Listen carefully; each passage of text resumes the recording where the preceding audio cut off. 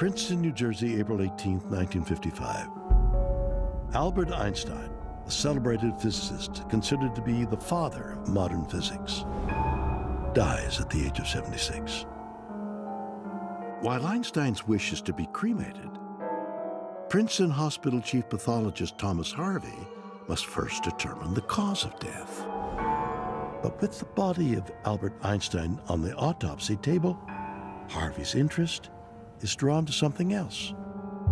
He wanted to find out what made Albert Einstein tick.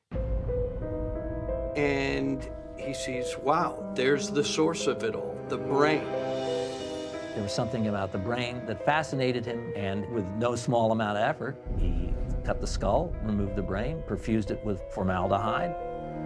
And the next morning, the New York Times says that Thomas Harvey has preserved the brain for scientific study.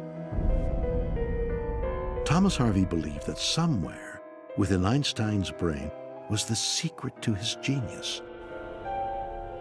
So he persuaded Einstein's son, Hans Albert, to let him do a study of his father's brain.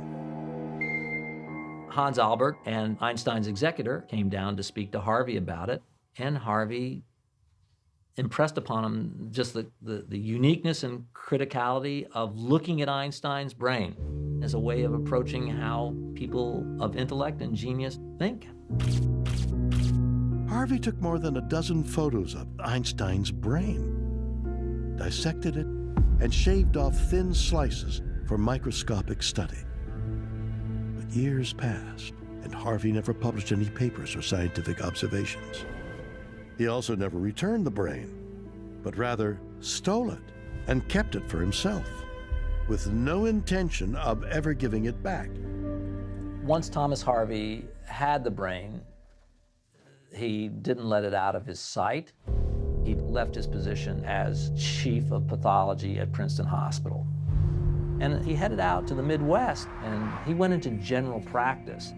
But the brain was always with him, stored in 2 large glass jars and in cardboard boxes.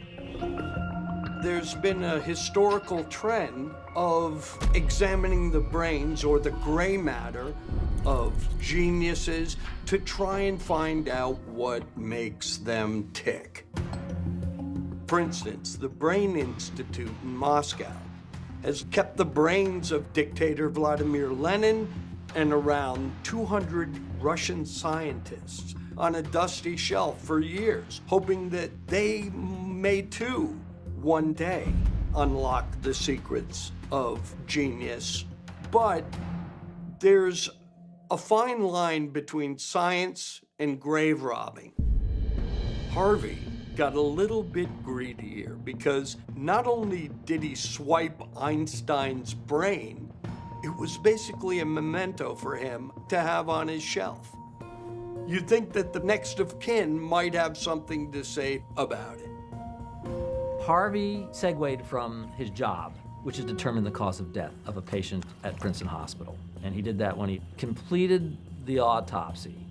And at that point, all we know is that he didn't want to hand it over, and that's why he said, I keep Einstein's brain, I'm the pathologist, and I'm studying it.